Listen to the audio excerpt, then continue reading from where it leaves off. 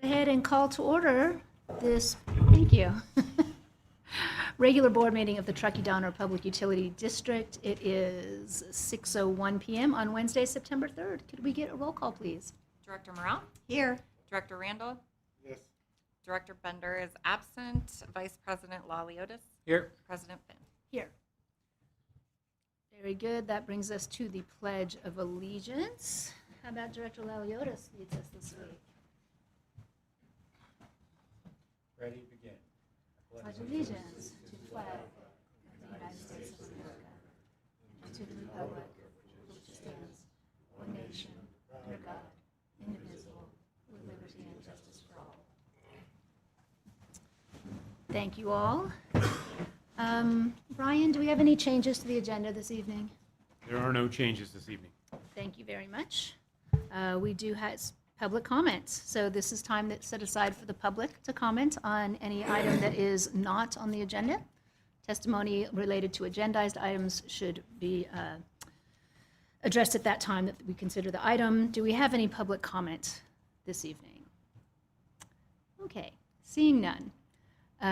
We are moving on to director updates. Directors, do we have any updates this evening? I'm good. Director Randall is good. Director Morrell is good. No updates. Well, this is perfect because I was just going to share some tidbits of good news from our industry around the world. And it's all on the sort of news, of course, of renewable energy and how well that is performing for us. Finland just brought online the largest sand battery ever. I don't know if you guys are familiar with this. This isn't something that generates electricity, but it heats air or water that passes through it, and you can use it to spin turbines, which will make electricity. And it just sounds like a really interesting technology, and that can store enough energy to power their town for an entire week. Of course, I don't know how big the town is, so there's that. It could be very small. Let's see, India has hit 30% renewable resources in their electricity generation this past month. That's 20% higher than they have ever hit before. That seems remarkably fast. China also is, what was the Chinese statistic that we had? There we go. They have also tripled their renewable share, and so that a couple weeks ago I talked to you about they hit a milestone, and if it sticks, and it seems to be sticking. So just the point is that we're not responsible for doing it all ourselves, and that everybody in this world is working to, bring the temperature down a few degrees, which is good news, because I did read another study yesterday that concluded that higher temperatures make people cranky. So I thought, wow, that was research dollars well spent. And that's it. That's my statement for this evening, which brings us to our department updates. Good evening, President Finn, members of the board. Mike Swanson reporting out for electric engineering and operations. Still looking forward to the day where I don't have an outage to report. Not quite there yet. We had two events this last month. One on August 5th, happened in a Prosser area on our Truckee 5 circuit. Happened at 6:04 p.m. We restored service at 9:18, and the cause was an animal. I'll talk more about that next week, actually, and what tools are out there to help us identify these type of situations rather than taking 3+ hours to restore. At 2:06 on Monday, August 25th, we lost 2,700 customers. This was due to a NV Energy transmission outage. And I will say communications went well, and we restored power after 2 hours, a little over 2 hours. So that was much better than last time. I believe it was 4 or 5 hours, if I'm not mistaken. So good news on that front. Also want to talk about our first covered conductor project that we're working on currently. I know I had talked in the past about our Northwoods pilot project. This project is our first where we're using covered conductor. We are not using the ductile iron poles. This is just the fiberglass composite cross arms and the covered conductor. And this, if you're not familiar, I'm sure you're all familiar with it, but this is on the west end of Donner Lake, Washoe Road. It's that loop. And then a quick update on Martis Valley Substation. You may recall last month we had poured the slurry, done some backfill work, and we now have the pad poured in place for our switchgear. And with that, we are on track and on schedule to meet all our deadlines by the for this month to set the. For this month to set our switchgear. And then, of course, our key focus remains on wildfire mitigation, system hardening. I will say that we had a call today with NV Energy and Liberty, and our fire risk is low to moderate. It's mainly due to all the rain we've had, but those conditions can change rather rapidly with winds and heat, which are not anticipated for at least a week. So good news on that front. We do have CloudFire on board monitoring the weather for us, so they will trigger us if there's any PPS type event. With that said, they're still working on zoning our service territory for us. However, as we all know, we're still subject to PSOM with NV Energy. We continue to do our dry runs for PPS just to make sure we're as efficient as we possibly can be when we get the green light to restore service. Again, I spoke about Washoe Loop and our Northwoods pilot project. We're looking at starting on October 6th, so that's coming up rapidly. And on the picture on the lower right is our electric engineering and operations team from our all district meeting last month. With that, that's all I have for this evening. Thank you. Do any neighborhoods tend to have outages more than the others? And if so, any determination why? So that's a great question. So I've been here for 6 months now, and I have not seen any patterns of specific areas that are receiving any more or any less outages than any other. I think with my report outs, it's probably pretty obvious that our number one contributing cause for outages is two things actually, is our transmission source and of course our friendly animals we have in the area. But I haven't seen any patterns where there are specific areas that are receiving more outages than others. And I would just think that Tahoe Donner would have more because it's got, from the animal standpoint, than say a Glenshire or something like that. Yeah, well, we've seen Glenshire is receiving most of the transmission stuff, and then we're Tahoe Donner does see a majority of the squirrels, but so does Donner Lake, and it's kind of spread. Yeah. Yes.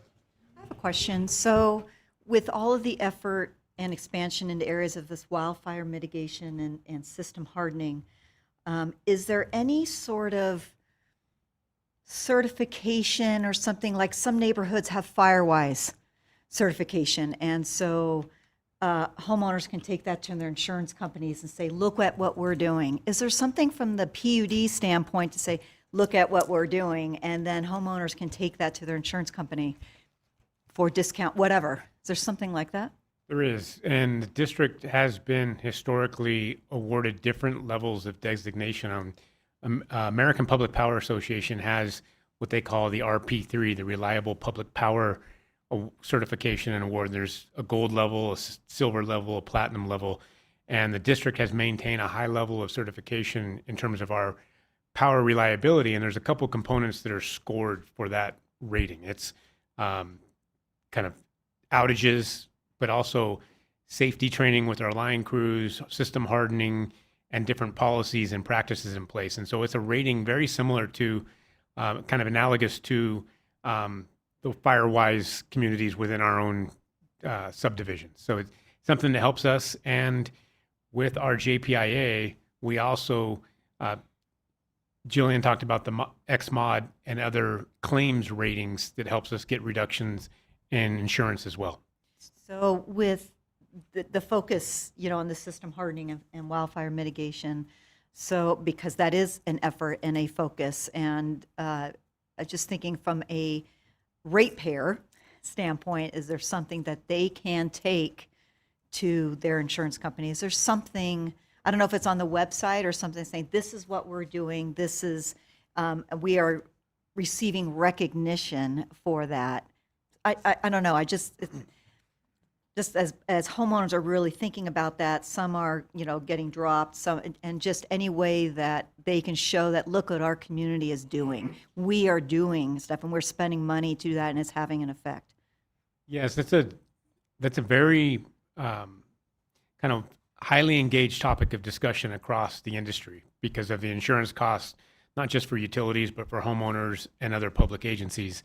And so there's a lot of discussion right now on how do we leverage that work and investment in wildfire mitigation to a cost savings for our communities. And we've engaged with a couple of kind of startup insurance underwriting firms that's been approaching many of our public power agencies in Northern California to find opportunities for reduced policy costs for communities who have invested already heavily in reducing wildfire risks. And so our joint powers partner, NCPA, Northern California Power, Mr. Howard, their general manager and CEO, has been working a lot, both at the state and federal level, to find opportunities to recognize the efforts that utilities make, and not just utilities, but HOAs, cities, municipalities, finding opportunities to recognize and acknowledge the effort that's been put in there. And so I think the opportunity for us locally is we're partnered with the town, we're partnered with local fire protection, we're partnered with local HOAs, and we're heavily investing in our own infrastructure hardening. It's something we're always talking about. Right. Okay. Thank you. Thank you.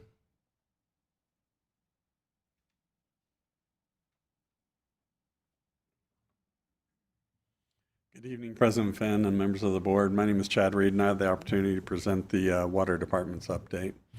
So we're going to start off with the oh-so-familiar graph that we talk about each month. Again, we're tracking this extremely tight this year based on some of the conservation measures that are coming up.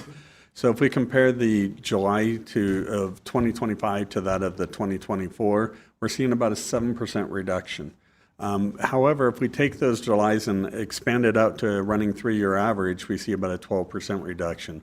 So again, we believe we're going down the right path. We'd like to publicly thank Mr. Kaufman and others, members of the staff here that have been doing unbelievable great work with trying to plug the leaks and stop things, identify things as quickly as possible. And I believe we're starting to see a little bit of a result. And so hopefully it keeps going that way. It's a little bit early to say victory, but it's not terribly, or it's plausible that it is that. So I'm going to do a capital improvements projects update. I'm going to start off with the Sierra Meadows Pipeline project. They're down to their almost last 1,000 feet roughly, so we believe they're not going to have a problem making it through this summer or completing that project this summer, which would mean that all of our projects will finish during the calendar year of 2025, barring any sort of emergency or something unforeseen at this point. So they're making great progress and they've been continuing to move on, and we appreciate the patience of the customers out in that area. Tahoe Donner Pipeline Project, I threw this picture up there just because I thought it was, everything is done beneath that. And now you can see the nice fog line there. You can see the asphalt has been replaced in a manner that is very pleasing to the customers. We've had several people, as I've been up there walking it, and that have stopped and said they really appreciate the work and the professional manner that people did, the way they worked up there. So as you know, this will be on an item later tonight to possibly close out this project, and we're excited to move this on to the next step. Ski Run Tank, the exact same thing. It's slated to finish tonight. It's been up, it's operable, everything is going good there. We had a punch list and the contractor was able to fulfill it.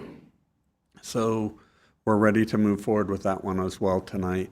And then the last one is the capital plan workshop. So on the 17th of this month, we're planning on bringing back Mr. Van Dyne, who was here almost a month ago, I guess now, to present the capital improvement plan and go over some of the finer details of it.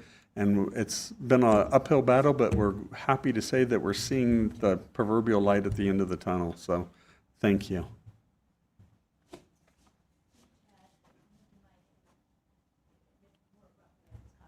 Before I said thank you. Oh. Covering that now. I have a quick question. The district does lots of paving every year.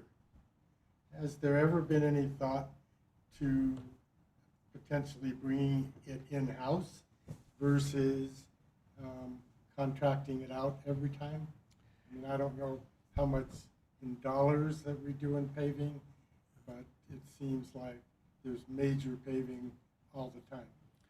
It's a great question, Director Randall. There's a few different components of the paving that we're doing. We're doing the restoration of when we have leaks, and then we also have the paving that is associated with the pipeline replacement, on the water side at least. And so we had talked about it, the idea of the seasonally trying to get the right crews and trying to up the full-time employee equivalents of what you would need. We don't know that that's going to necessarily pencil, but it is something that we're constantly looking at with every pipeline project that goes forth of, is there ways to cut costs and not affect the product at the end?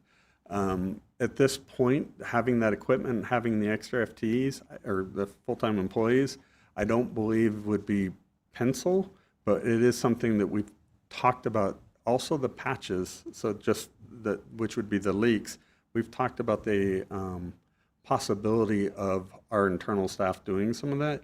It's just, again, with the amount of work that we're trying to get done during the summer, generally it doesn't make sense for us to go down that path. But it is something we've talked about, so it's a great question.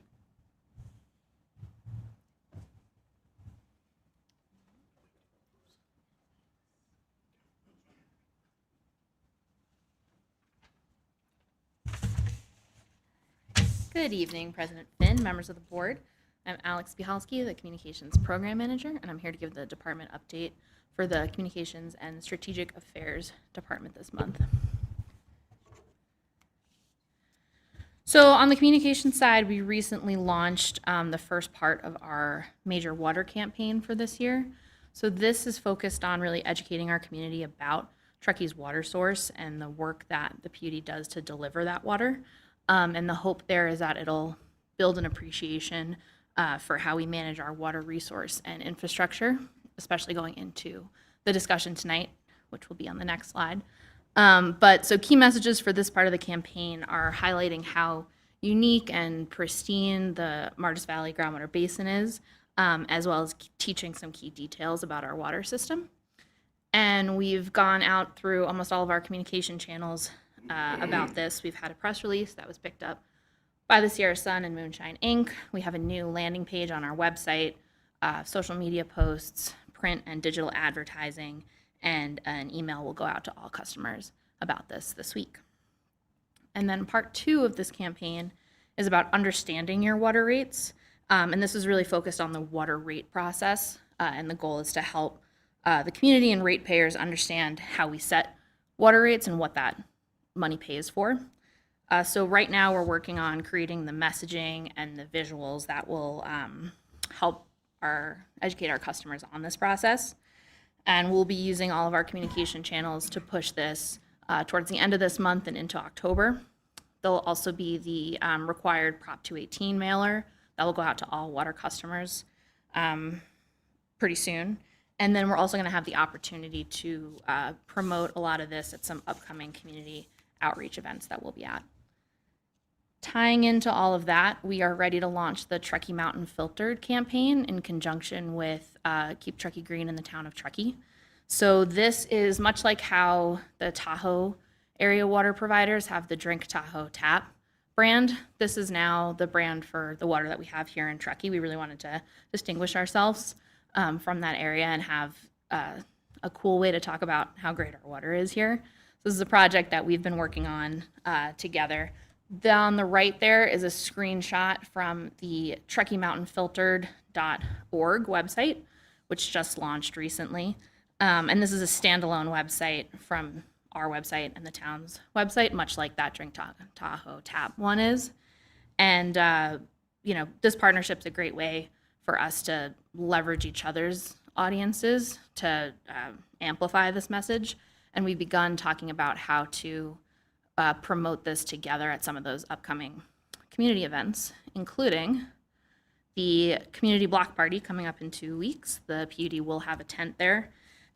Great opportunity to speak to our local residents, especially because, we do have a presence at Truckee Thursday, but it is a mix of locals and tourists there. This we anticipate will be a pretty resident-focused event, so we'll be able to talk about our messaging, our programs, all the things that we really want to be able to get out into the community. And if any of you are interested in attending, please speak with Martina so she can help coordinate that. And then onto the strategic affairs side, UAMPS recently hosted its annual member conference over at Palisades Tahoe. And President Finn gave the welcome address, that's the picture there on the left, where she spoke about the PUD's priorities as well as some of the issues facing our utility and the industry at large.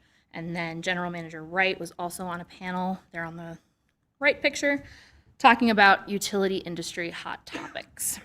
And Stephen Ponsley also recently attended the CMUA Regional Climate Resilience Workshop, which was focused on how to engineer and build utility equipment to adapt to the changing climate. That's it.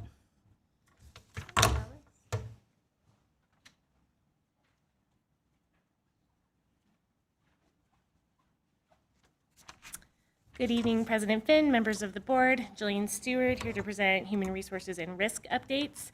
My presentation tonight will have kind of a catch-up of what we've done all summer long. Starting with our most recent Core Value Awards winners.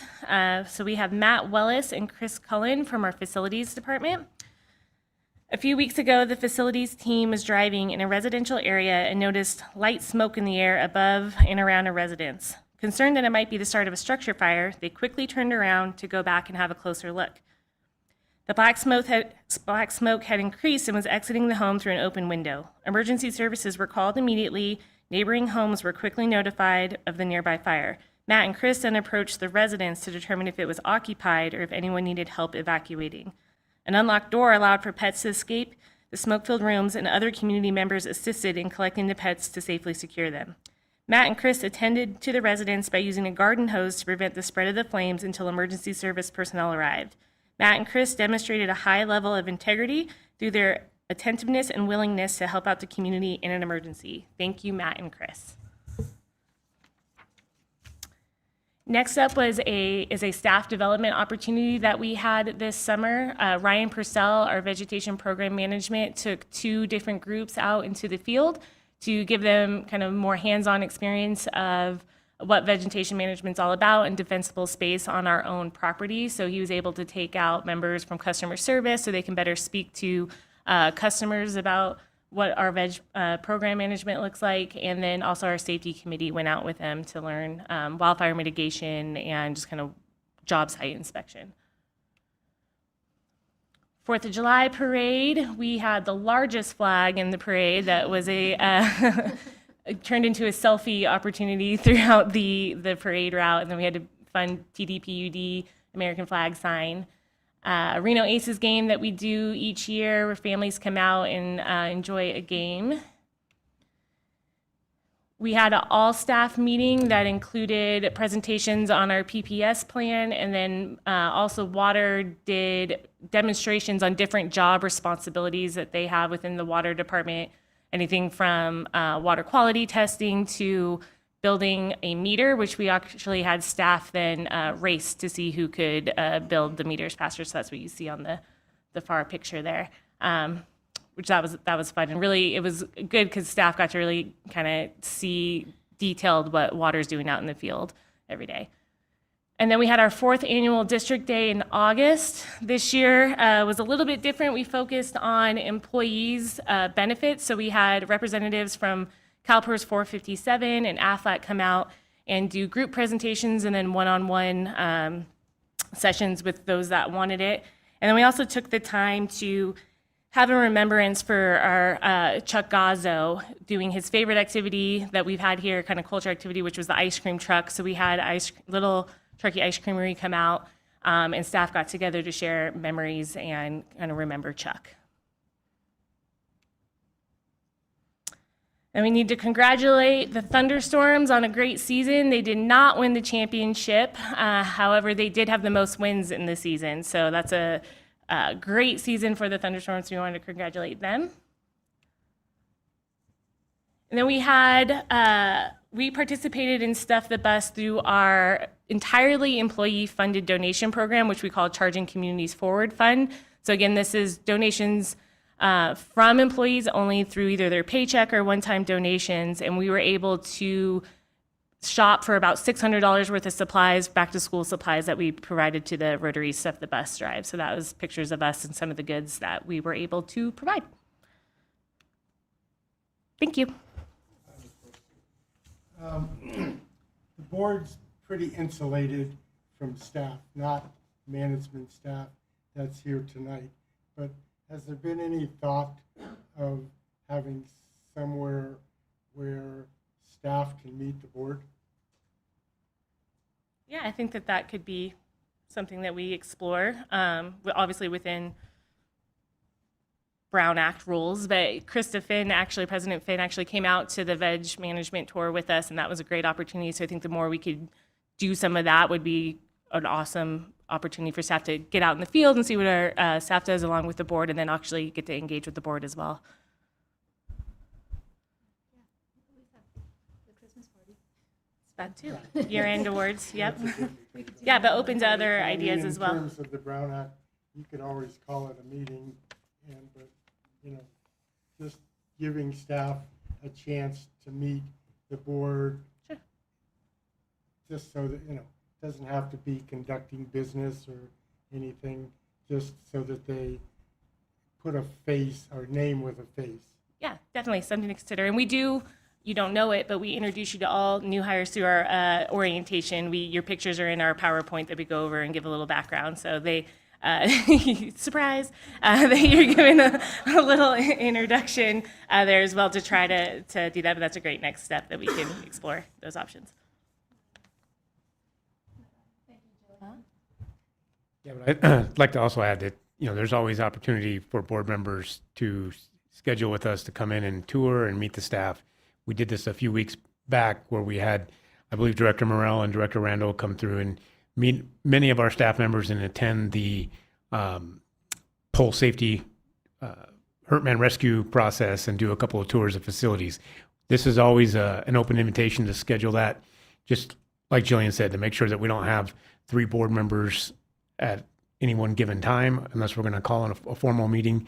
But there's always an open invitation for boards to participate in tours and such. So please just give us a contact when you're interested in that, and we'll definitely facilitate it.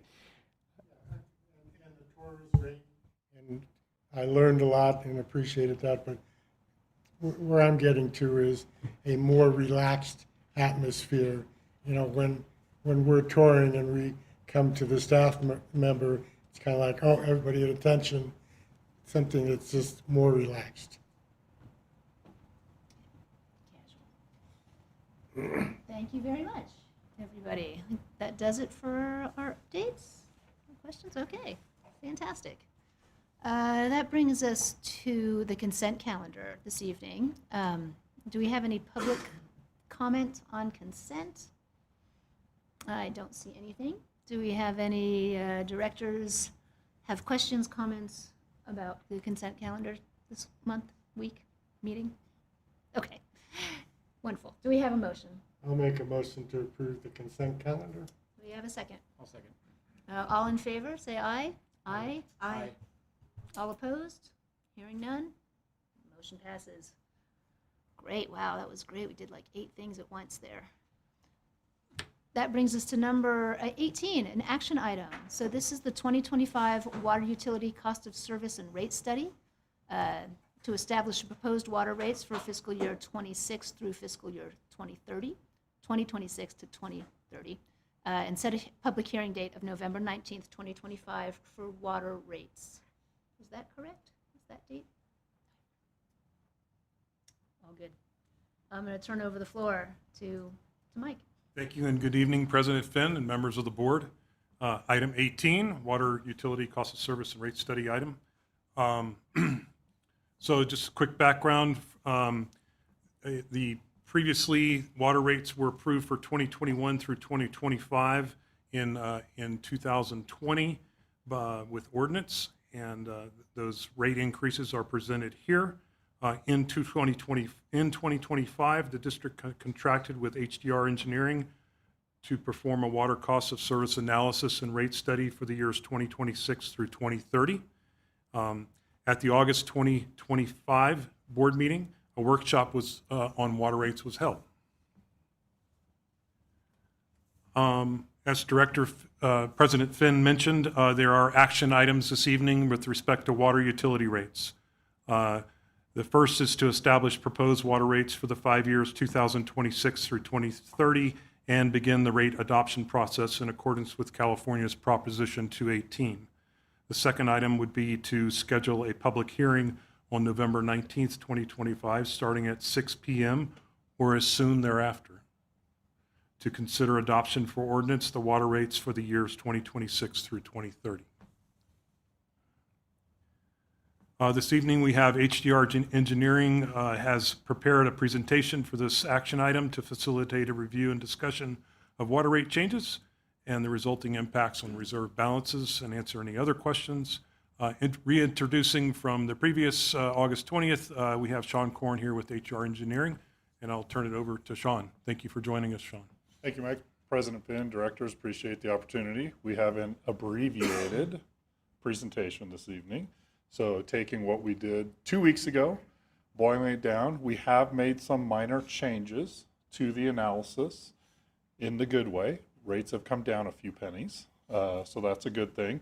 And I'll talk through that here. So as we go through this, remember some of our key drivers are the inflation we've experienced the last 5 years, plus assumed inflation going forward, which we had a good conversation last time about that. After working with Mike and staff, we went back and revised that. We've moved that down to 4% annually. We were running at that 4.5, 4.7, right? Somewhere in that range for the overall inflationary assumption. And after Mike's been working on the budget and putting that information together, we've brought that down slightly.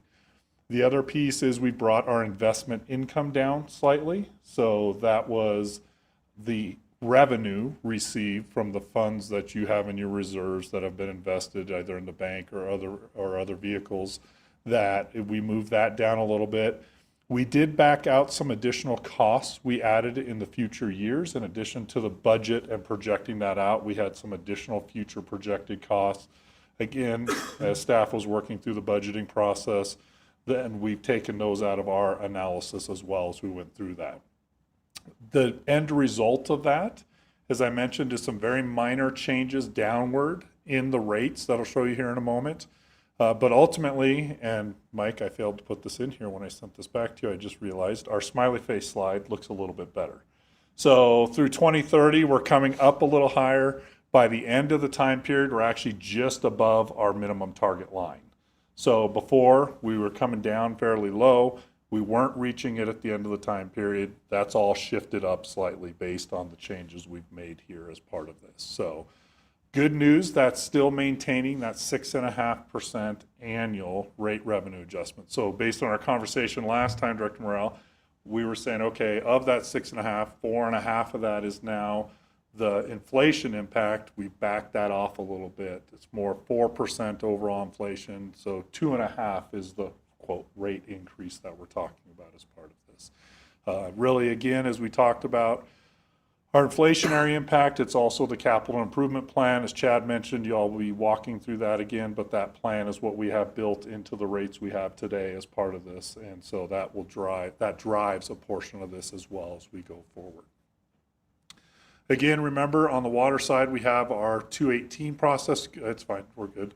As part of that. And so as we do this, we're trying to make sure that we establish the rates adequately to meet our cost basis and our proportionality requirements while maintaining the board's policies on maintaining adequate reserves, debt service coverage ratios, which are the legal requirement for existing outstanding debt, and then adequate funding of capital as we go forward. So to do that, we use generally accepted methodologies. In this case for water, we have the AWWA N1 manual.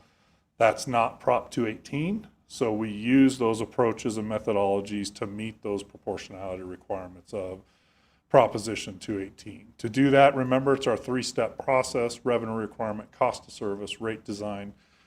You've seen this a lot, but I'm hoping it's in our brains now, right? This is the process we go through to make sure that we develop that cost basis for the rates and the revenue requirement or the financial plan, the proportionality in the cost of service, and the unit cost to drive our rate design so that we reflect the analyses we've completed to date. So as I mentioned here, in the cost of service analysis, our overall is still 6.5% for the system. Remember, there are some minor differences in our cost of service. So residential is 6.7, commercial 5.3, pump zone 6.2. So again, residential coming up slightly more than the system average, commercial and pump zones slightly lower than the system average to meet that overall requirement. That's driven by the requirements of Prop 218, that we have to define what the cost basis is for any fixed charge or consumption charge. So the average unit costs on the bottom of this table, remember, become our rates. So we look at residential tier 1 and tier 2 right in the middle of the screen there on the bottom. That $1.75 and $2.37, that's our tier 1 and tier 2 rates. And then our fixed charge of $108.41.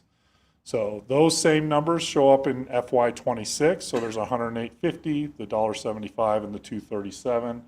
That then is increased each year by 6.5% going out. So the first year, again, remember, is our reset to reflect what our actual cost of service shows to meet our proportionality requirements. And then by 2030 or before 2031, you'll reset that cost of service again. And as customer characteristics change, as system operations change, those numbers get updated each time. This slide is the same as last time. Well, slight little different there in the proposed TDPUD, proposed the light or middle blue color. But one thing we highlighted on this is those gray hatched columns for Tahoe City, North Tahoe PUD, and South Tahoe PUD. I mentioned this a little bit last time, that there are differences between these agencies and how they fund their operating and capital costs. Those three agencies receive property tax revenue, and they allocate some or all to their utilities to fund operating and capital. So as an example, Tahoe City, they fund their recreation department, as does North Tahoe PUD. And then they set aside a specific amount that goes in the split between water and sewer. So the property tax dollars are funding a portion of their costs going forward, which is one reason why they may show a little differently. South Tahoe PUD is a little different.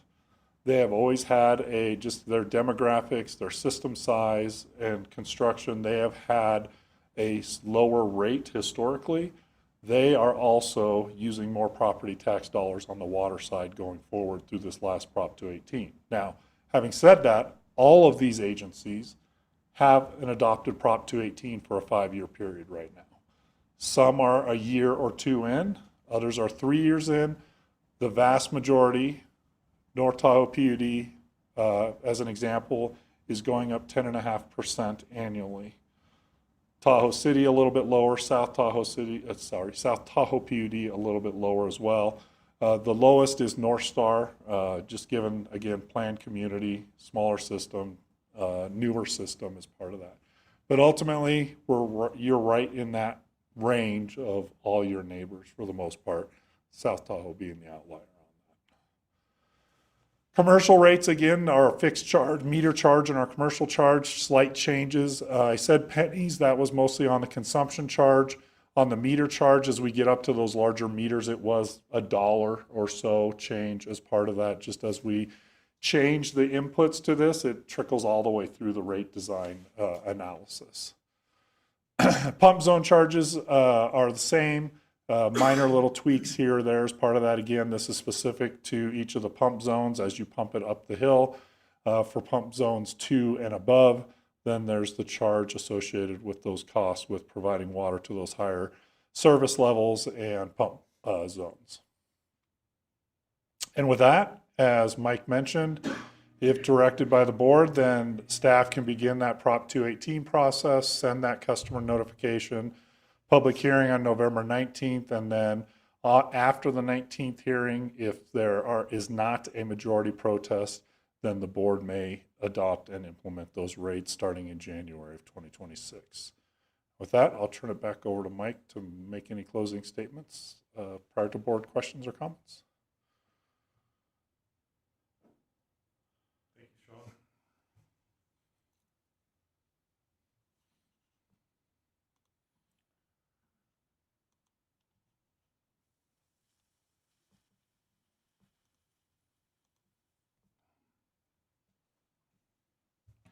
So just a few milestones here, just going over on August 20th, we held the workshop. We're having the agenda item this evening.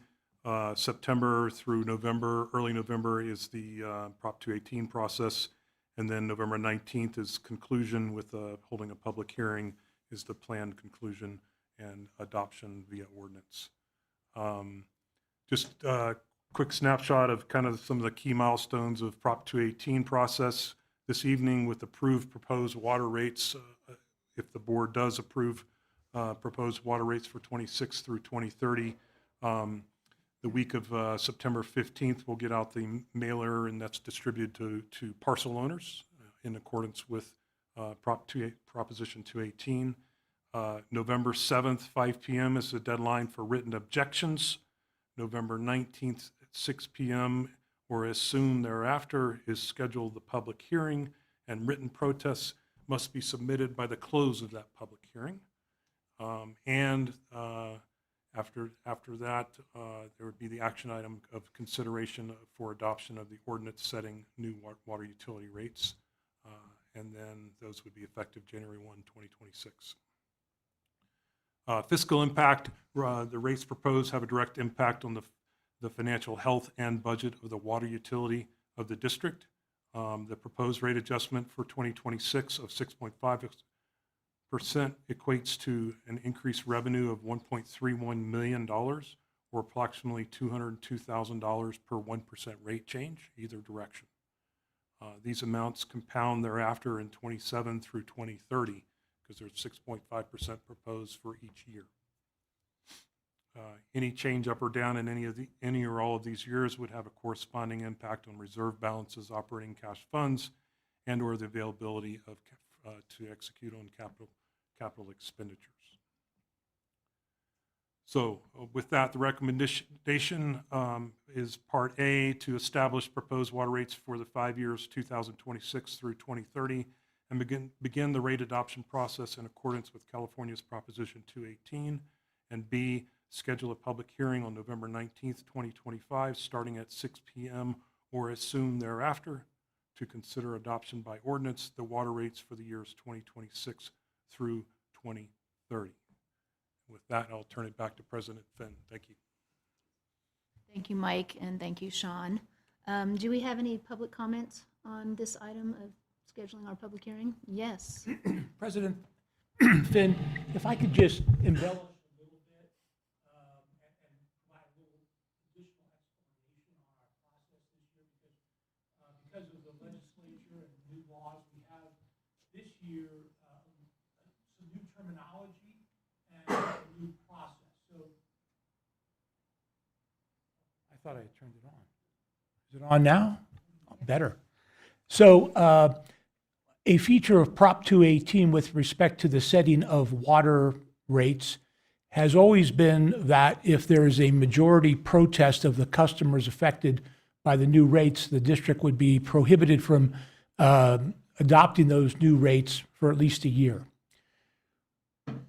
AB 2257, which was adopted last year and effective this year, has now provided a process whereby that is elective for public agencies such as our district that allows us to establish a process and timeline for affected customers, not only to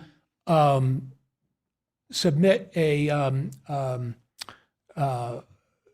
opposition to the rate, but to state an objection. And if we adopt this process, which we've included within the timeline and the Prop 218 notice, we can require anybody who might want to challenge our rates in court to exhaust their administrative remedies. And to do that, they have to file a written objection. And so you'll see in the timeline that Mike just put up there that we have 2 deadlines for customers to respond. One is November 7, which is the date to submit a written objection, and November 19th, the date to submit a written protest.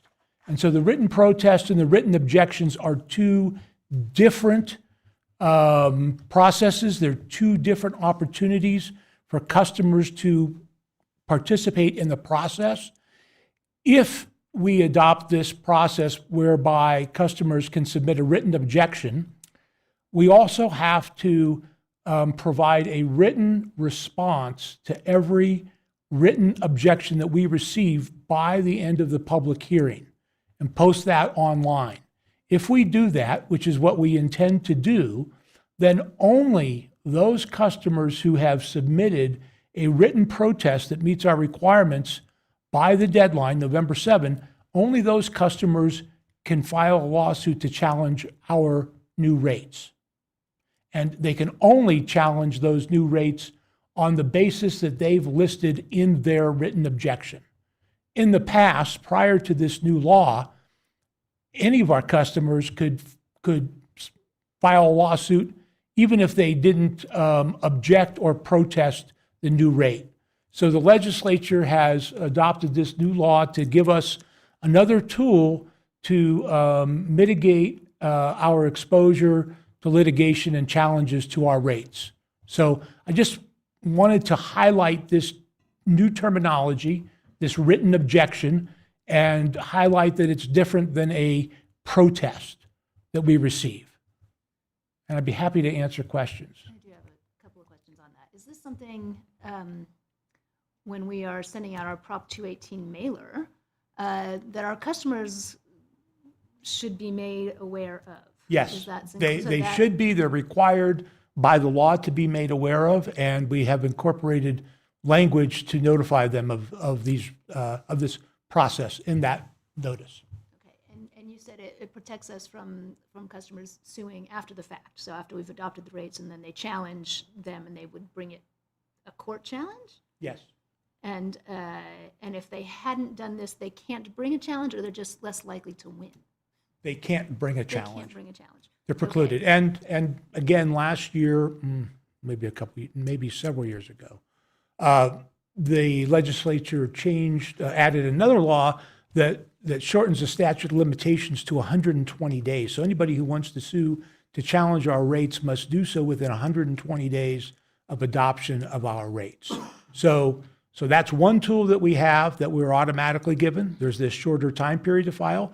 And now this new objection process that is often referred to as the exhaustion of administrative remedies. It requires an aggrieved customer to file this written objection in order to exhaust his or her administrative remedies as a precondition to filing the lawsuit. Okay. Do you want to, yes, thank you. I do have a question. So you said the written objections all must be answered in writing. November 19th, it looks like ratepayers can submit a written protest. Do those also have to be responded in writing? No. Okay, so different criteria. And to protest, all that a customer must do is to submit something in writing identifying their property that is subject to the rates and that they protest the rate. They don't have to give any basis. They just have to say, I protest. And if 50% plus one of the affected customers protest, then we can't adopt the rates. So you don't have to give any basis. With respect to the written objection, we're requiring customers to state the legal basis upon which they are objecting to the rates. And it's only the basis that they submit to us in writing that they can sue upon. That would be the legal theory that they'd be limited to. Okay.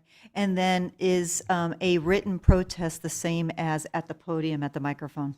No, a written protest must be submitted in writing prior to the close of the public hearing. That's why we're allowing the protests to be submitted up until the close of the public hearing on the 19th.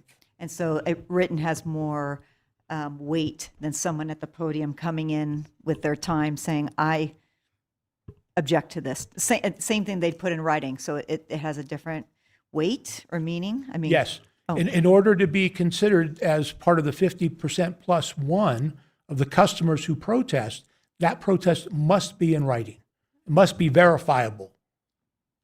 Okay, thank you, yeah. Okay. Do we have any? Thank you for that, Director Morel. Exhaust this further. Why not? So, silly question, but are written objections and protests counted together in the 50% plus one? No. Only protests are counted for the 50% plus one, and that is a separate written protest. It is In not, theory, if someone wants to write an objection and a written protest, that would be that they would have to do both to count towards the protest number. Is that correct? they could only file a written protest, and that would count towards the protest, the 50% plus one. They're not required to submit a written objection. But if they file a written objection, they can also file a written protest. Is that right? Yes. That was my question. Okay. I don't have anything further. For indulging me. Okay, well, thank you. I wasn't part of the plan presentation. No, that's, it's okay, because it is interesting and it is new and it is important. So I'm glad that we have all been made aware of this situation. Director Morel? I now have a question on the presentation. Are we back there now? Yeah, sure, Okay. of course. We kind of did a little side trip. So these the rate proposals for the next 4 years, and our budget is every 2 years. So my question is, 2 years from now, is there any flexibility in that rate path if something that was unforeseen that would need to have changes in that? I don't know. I'm just sort of curious in the process. If it's set for 4 years, but is there any flexibility in the budgeting process if it needs to be altered for whatever reason? I mean, we had an earthquake and we needed different capital or something, and so. It's a great question. There's always flexibility in the process, but remember that we would be required to go through the process, and that's the important component of it. So if we make adjustments to budget, those need to be approved through the board process, public process, transparency. If the board or the district felt there was a need to adjust the water rates prior or at any point during this next 5 years, it would be required to re-engage the Prop 218 process as if it was a new rate, cost of service, and advertisement there. There has been, what the board can do, and we had done this in the past, is to set a rate adjustment schedule as the max allowable rate increase for each fiscal year over the next 5 years. And then staff is required to come prior to the next year's rate becoming effective, come to the board and formally approve that rate for that year. You could always make it lower, but you can't make it higher than what was adopted through the Prop 218 process. So you can always reduce the rate increase through the board's formal process. In order to increase those rates, we'd have to go back through the Prop 218 process like we are this fall. Thank you. And if I may, we're required each year, even though we're adopting rates through 2030, each year we're required to give our customers a minimum of 30 days notice that we're going to be increasing the rate to the rate that we've approved. Water is a lot more onerous than electric rates.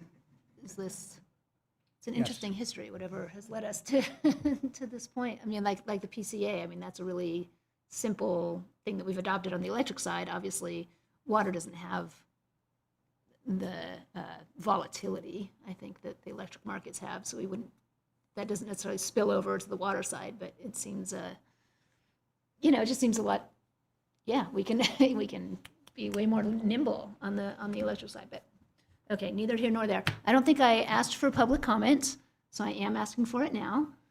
Clearly, I see none.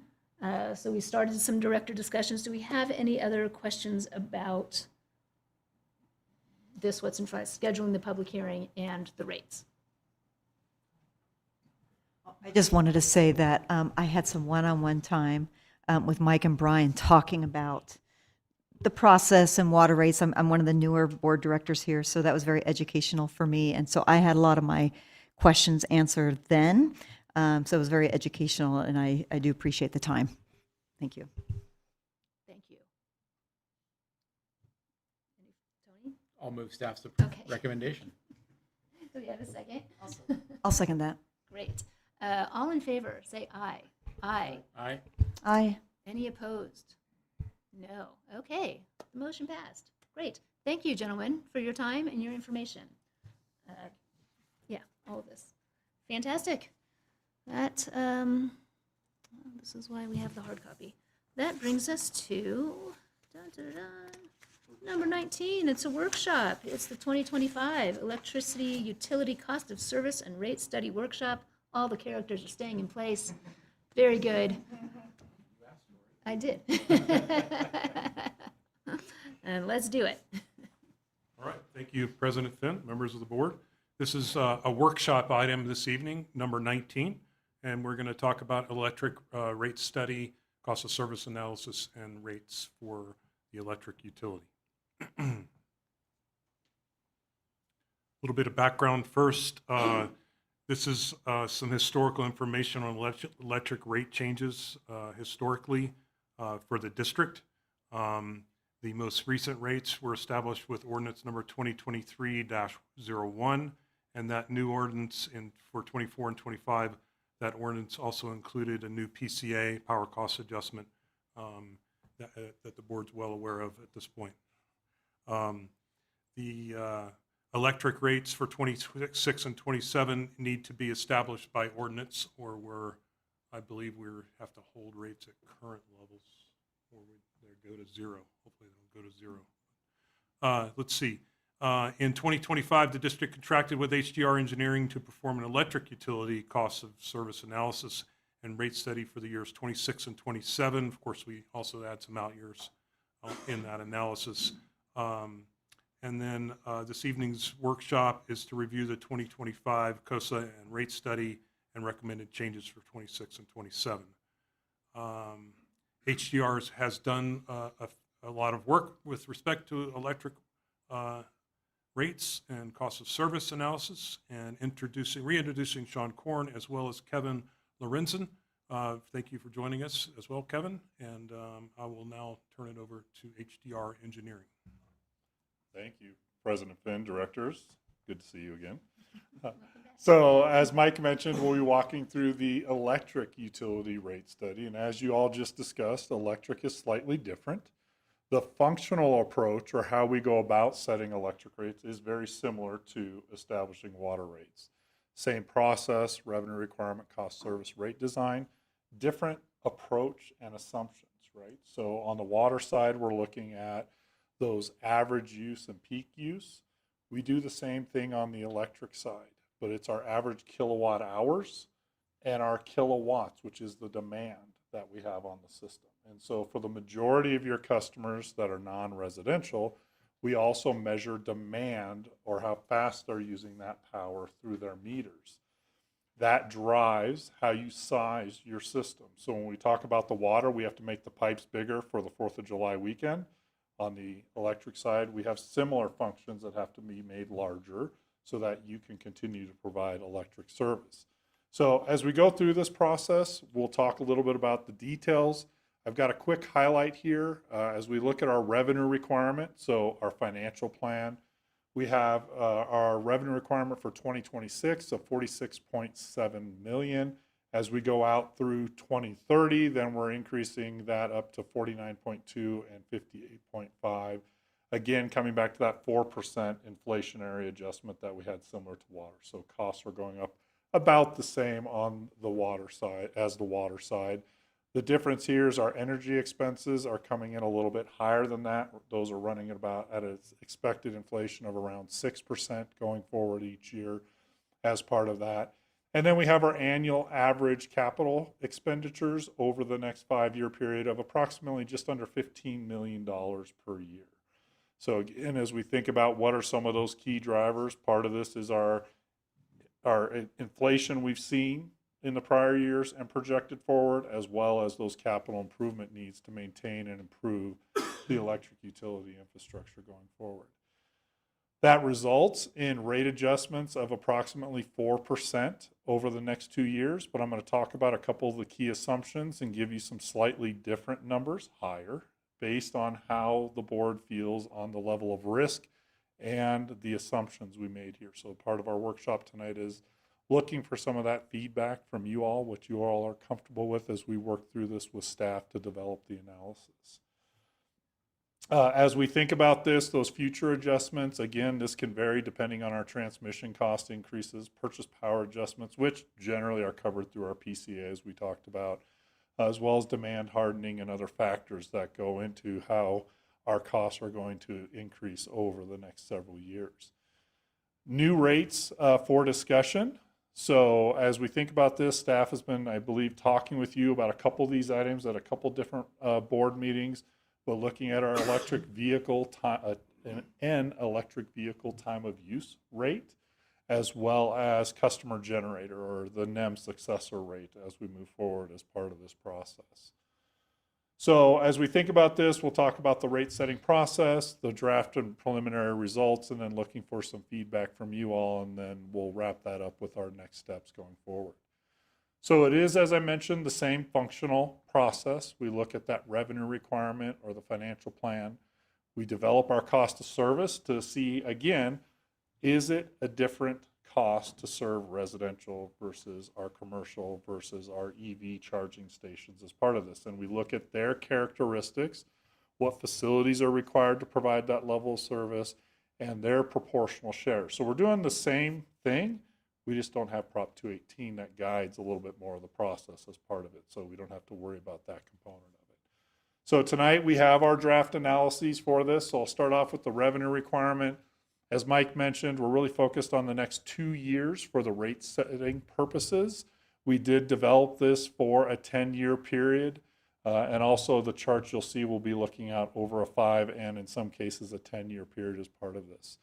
We develop our projected rate revenues based on the current rates and customer characteristics. So again, going back to the number of customers you serve, how many kilowatt hours they use, what is their kilowatts that they use, that instantaneous demand component of it that we charge them on as well. We are projecting expenses on the 2025 budget and preliminary 2026 budget. So as we work with Mike and staff to project those costs forward, we tried to tie that back to the 26 preliminary and then ultimately projected that out into the future. On the capital side, we have no new debt. So we are pay-as-you-go. However, as part of this analysis, we do have the electric utility share of the new headquarters funding as part of this. So you'll see in the debt service section, there's a little blip up for that. I'll show you how tiny that is, but it is part of the increase in costs that we're seeing in the out year starting in 2028 as part of that. Again, we want to make sure we maintain the board's policies and metrics as we go forward to ensure a financially sustainable utility for the long term. So summing up all of our revenue requirements components, the bottom chart here, very similar to water, we have our total O&M. The red is our rate funded capital. The green, so in 26 and 27, you see a little line, and then between the red and the blue, and then in 28 and out, slightly larger, that's that funding for the new headquarters on electric share of those costs. The top blue is our funding of reserves to or from reserves. And again, that black line, dashed line, that goes up a little bit, that is our current rate revenues projected into the future. So here's where we have one of our key assumptions. You'll see that line is trending upwards. So that assumes 2.5% annual increase in demands. So based on future power, purchase power projections, other assumptions, that's where we came back to that calculation. Now, working with staff and looking at those different values and numbers, is that the correct assumption? So as an example, if we run that at 1% instead of 2.5%, those 4s turn into 5s and the 3s turn into 4s. So as we think about this, we're thinking about as we establish rates, coming back to what those prudent levels are and thinking about what that actual demand may be going forward, then that would be the adjustment that we would want to make as part of this to increase the 4s to 5s for the next 2 years. And that would be based on a more conservative assumption that we're not going to see that 2.5% increase in demands across all customer classes and closer to 1%. Again, this varies for you all. You know, as President Finn mentioned, this can be really up and down, right? It can depend on the weather, winter, summer. It can depend in some cases on the level of tourism you see up here. So those are drivers that are somewhat unpredictable. So thinking about how we want to establish rates, being more conservative would lower that dashed line, the trajectory, drop it down, and then that would push up by 1% each year, those revenue adjustments going forward. I want to make sure that I explain that sufficiently for you all. Seeing nods? Yeah, go ahead. That's a key assumption, so I wanted to stop here. Yeah, thank you. Where does inflation come in here? So inflation on this is primarily the bottom blue section. So on our O&M expenses, now that does also include our purchase power expense. So overall inflation 4%, purchase power 6%. So that's that increase in that blue, which is about 32 million, I think, in 2026. And you can see that increases to almost 40 million by 2030 going forward. So that's the primary inflation component that we built into this. So if I read that bottom, so the revenue adjustment, 4%, 3%, there's an inflation on top of that. No, that is, yes, that is So that's all. inclusive of our inflation, yes. So Okay. there's a little nuance here on electric, on our availability of reserves, which is my next slide. So I'm going to jump ahead to answer this question. So on the electric side, we are better situated from a ending reserve level. So the dashed line across the upper half, that's our target minimum, total target minimum. And that includes our operating reserve, which is 180 days of O&M, our capital replacement, which is our annual average capital amount, which is roughly that 15 million, our rate reserve, which is 180 days of purchase power, and our unfunded liability of $2 million. That's what makes up the dashed line. So what you can see here, remember on the water side, which I again failed to show you again, but we dropped down below that, right? And we had the smiley coming up. Here we're relatively flat and actually building some reserves after we've used them in the future. So part of the 4% that we saw on the prior slide, whoa, what did I do? Oh, I got to hit the back button, that would help. So part of the 4% is funding what we need, but you see the reserves here dropping down a little bit. So we're using reserves in the initial years to smooth that over our rate transition plan because we have available reserves to fund operating and capital needs going forward. So that's the difference between water and electric. Sorry, I don't know why I'm not standing in front of the mic as part of this.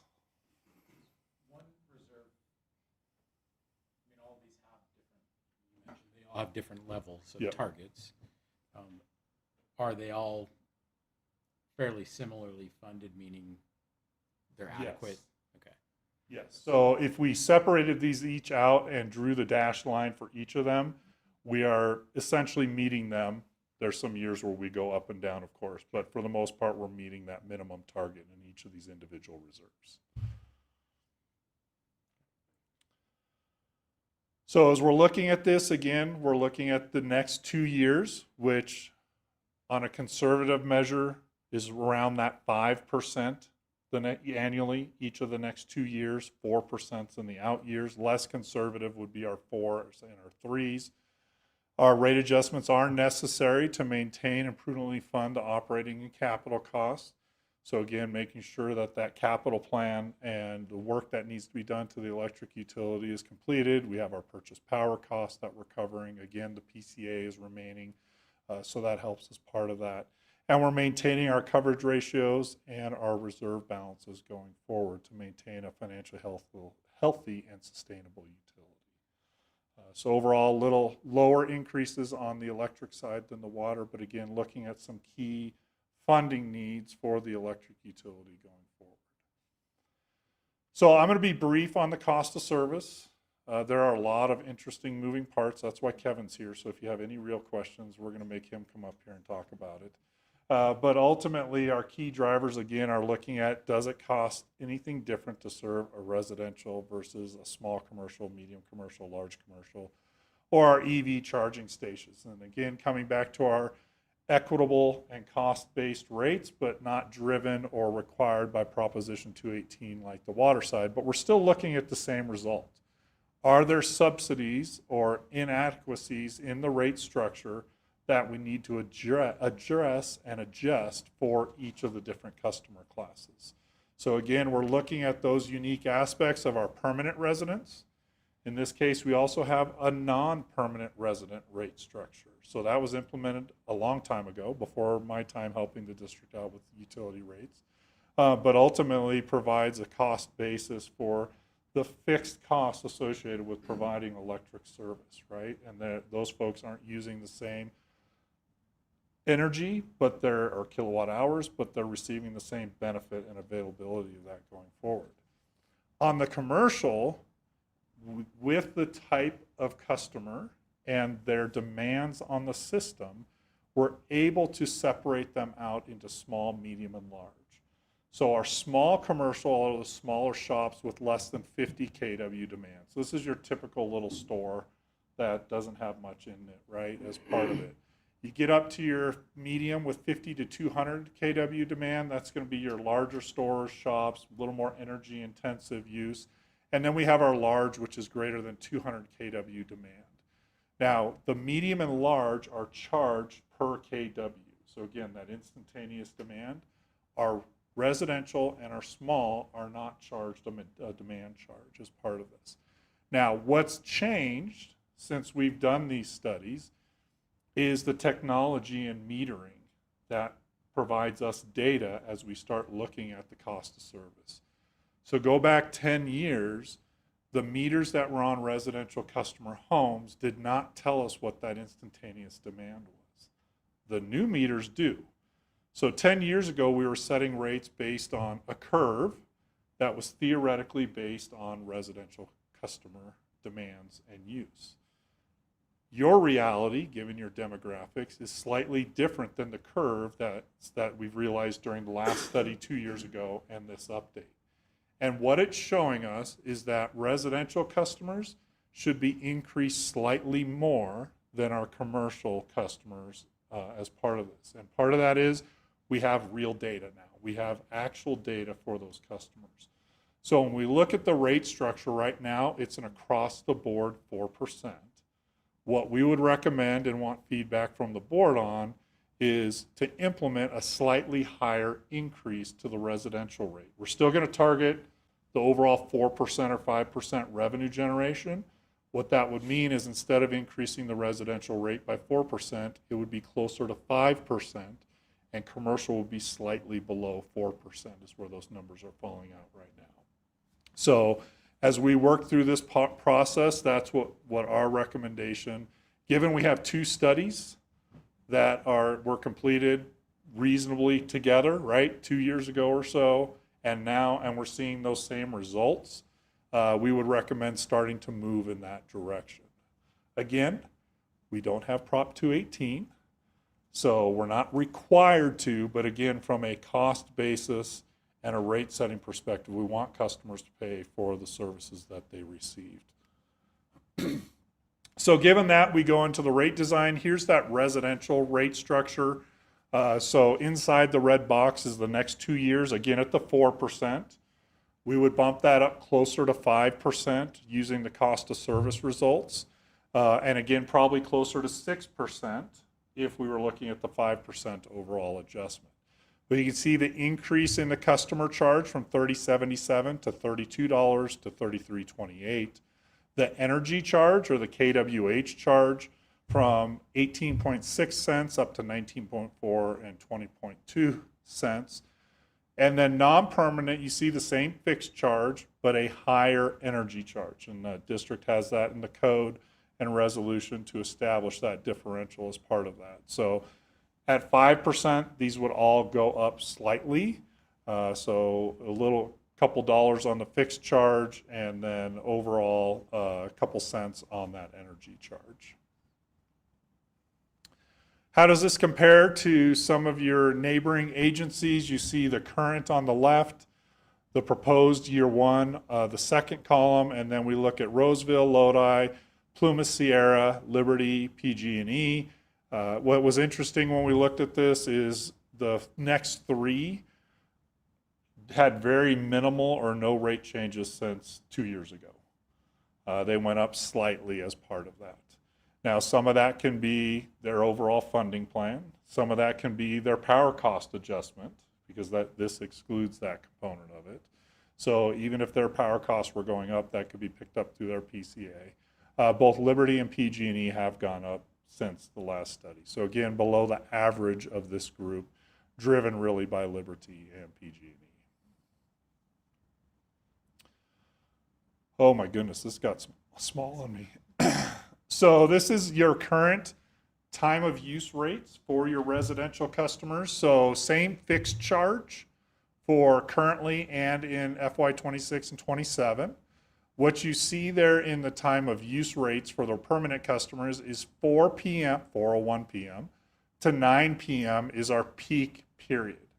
So that's when we're purchasing power that is not solar, as an example, where during the day that's a bit cheaper, which we'll talk about here a little bit more in a moment. So that would increase as well across the board at the 4%, and then our mid-peak and off-peak are the same rate, but ultimately lower. So that would be from 11 a.m. to 4 p.m. and 9:01 to 11 a.m. So that picks up those different time periods as part of that. Same approach for the non-permanent customers. Again, there's only a handful, well, it's more than a handful. There's limited number of customers that have taken advantage of this program at this time, but it is an option for customers to move to the time of use rate. Proposed commercial rates, so we have small, medium, large. Our customer charge for each of those based on the costs associated with providing that service. So you can see again, this is a 4% across the board, so all components are going up by 4%. So if we went to a 5% each year, these would all go up by 5%. If we push a little more to residential, it'd be slightly lower, but the vast majority of your revenue is from your residential customers. Small commercial has that customer charge and an energy charge. And as you look at your medium and large commercial, they also have a customer and energy charge, but they also have a demand charge. So that's that additional charge for that demand that they place on the system. What you'll see is that kilowatt hour charge, or the energy charge, is less than the small commercial because they have that demand charge to reflect how they impact the system. So that's the key driver and difference between these customer classes. So I'm going to introduce this, and Kevin's going to talk real briefly about each of these, but as I mentioned at the beginning, a couple items you have been discussing with staff on looking at alternative rate designs for your consideration and discussion. Another area we're looking for some input or feedback on. One of those is the time of use EV rate. One of those is the customer generator program. So that next level of the net metering component. And then we did talk and look at commercial time of use. What's interesting is, as we talk about time of use, we're looking at that peak period of 4 to 9 as an example. For most of your commercial customers, they're off that peak, right? They're closing down at 4 or 5 p.m. and they have very minimal use at that time. Now, that could impact your restaurants, right? Those different customers that are open from that 4 p.m. to 9 p.m. But the vast majority of their use is actually during the middle of the day. So this is another area, topic that may come back to the board for future discussions, but ultimately, at this time, when we're looking at what that curve is, it's all during the daytime hours for the most part, especially during the summertime as part of that. So Kevin, I'll let you talk a little bit about our electric vehicle and time of use. So, obviously you guys have had some discussions about the electric vehicle charging rates. And what we are seeing is that they're a pretty good chunk of your current amount of load, right? So what we're saying is 7.8% of the total demand is from this EV charging. And they use 2.3% of the total kilowatt hours. And you can kind of see the difference between the 2.3 and the 7.8. Basically what that means is their peak is higher than most other folks. So this is an important issue now because they're a big chunk of your current, total demand, but also this is something that I think your staff expects to increase over time as more and more charging stations are built. And there are a range of different charging stations, but the ones being built are likely the big ones. The Charge America or the superchargers, the Tesla superchargers, and to a lesser extent, there's like the level 2 chargers that are out there as well. So we kind of expect, obviously there's very few. If you look at the chart, actually, those are the current EV charging stations. So there's very few of them. Those lines, represent each one of those. So as they expand or there's more added, that's going to be an even higher peak there. And again, kind of similar to what Sean was talking about with large commercial, it also has kind of a peak that happens more towards the middle of the day, but it also does, kind of bleed into that peak period of 4 to 9 p.m. towards the tail, but it does start to kind of tail off. So, let's see. Big button? Okay. So again, too small, sorry. What you'll see here, very, very small, is on the left is the current rates that are for each of the different customer types. And the important thing to know here is that though they are EV charging, currently they're in the small, medium, and large classes. So there's I think 2 or 3 commercial chargers in the small, there's 1 in medium, and then there's 5 in the large. And the thing to kind of be aware of here is that the fixed charge is different for each of these different sizes of customers. So that's something to consider when we implement a new rate. Currently, with what Sean and I have been discussing is, well, how would you implement a rate for EV chargers based, from this particular perspective of the way they're currently being charged. And one thought we had was, well, we could leave the fixed charge as it is because it still represents the size of the load relative to everybody else. So, for large, it's greater than 200 kilowatts. So, in theory, you could have, those 3 different fixed charges and then go down to the next part, you see the demand charge. And currently, as Sean pointed out, small commercial doesn't have a demand charge, so their kilowatt hour charge is higher to make up for that lack of a demand charge. So that's one of the things we have to consider here is how do we handle small commercial in the context of all of this. And at this point, what we've just decided is we'll just leave them at 0 and then consider other ways that we might solve that issue. One issue that Sean and I talked about, and something to discuss amongst yourself, is whether or not the small commercial charging stations should be included in this group. And one of the important things about a cost of service study is that you group similar customer types together. And so that's what we try to do. That's why you have small, medium, and large customer classes. But when we look at, EV charging stations with small, medium, and large, the small actually is kind of an outlier. If we actually go back to this prior slide, you can see it, for the most part, they all ramp up and ramp down. And what you can't see, because the scale doesn't quite fit here, is that the small commercials actually kind of have an opposite demand profile. And, why that is, could be a lot of reasons. It could be near residential areas where maybe, someone doesn't have a charging station at their home, so they hook up to one of these, very few charging stations. So the consideration there is, does the small EV charging really fit with the medium and large? And that's, something to consider. So when we get down to the demand charge for medium and large, they were already pretty close to 1873 and 1807. They're already pretty close. So we proposed in this particular rate that we would just make them the same. So they're going to be charged the same amount. And then also the time of use rates, which these time of use periods line up with the current residential time of use periods.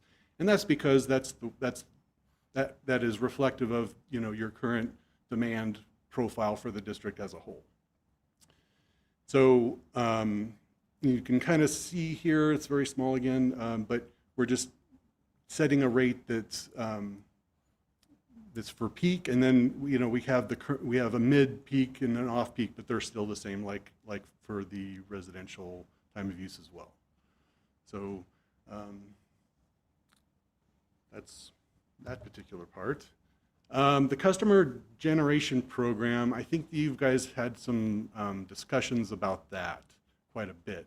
And, this is one of those things that in the darker corners of the internet NEAM is a 4-letter word, but, it's still something you got to consider. So that's why we're calling it customer generation program. But our task here was to look at the current NEAM program and what we would want, what you guys might want to do going into the future. And so one of the things to consider with all this is your current customers that have, solar panels, they are already covered under the current NEAM program that you guys have in place, and they're grandfathered in for a period of time. So for any new customers, the rates that we're talking about here, they would then be subject to those rates. So currently, there's nobody really to say, well, these guys are going to be in this rate. This is all for future customers.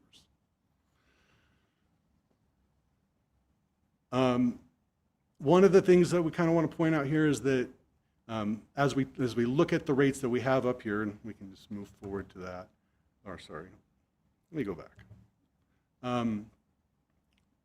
What we're currently talking about as far as the rates is more of a cost-based rates for this particular type of customer, this customer generator program.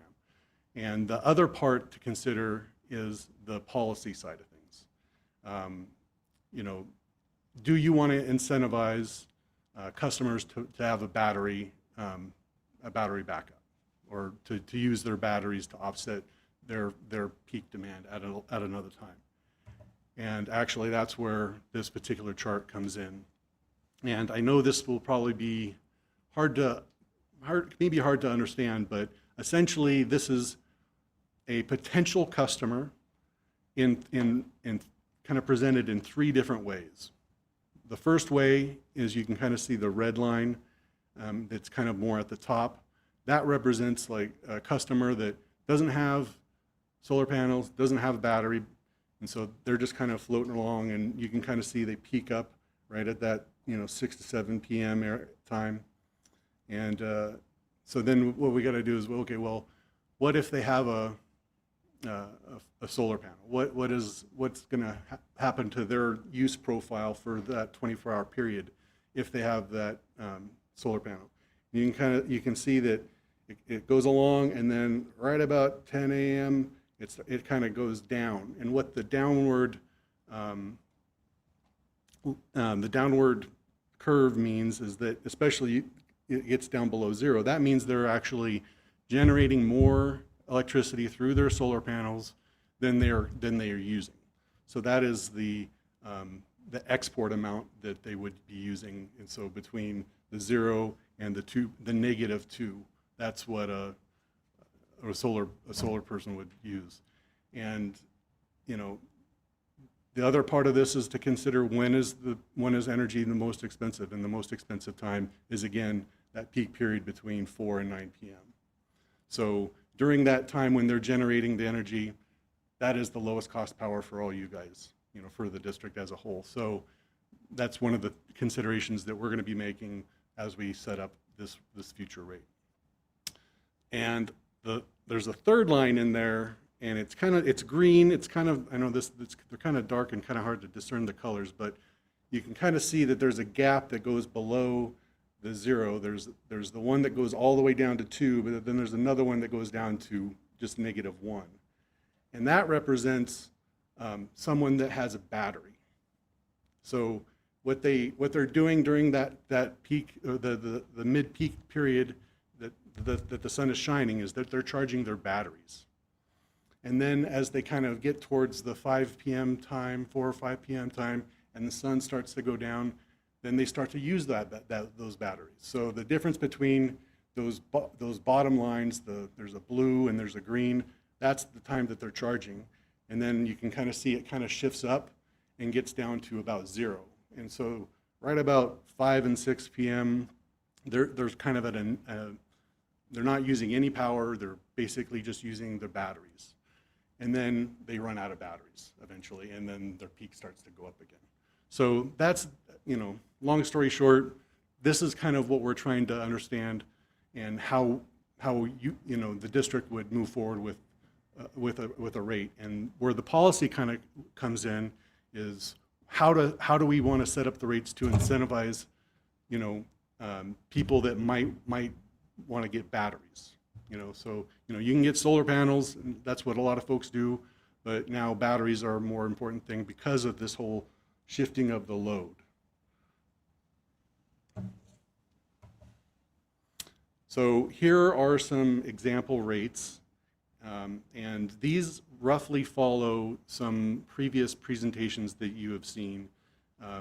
And there's essentially Gen Customer 1 and Gen Customer 2. Gen Customer 1, basically, we've set the export rates and the time of use rates, you know, based on cost of service level costs.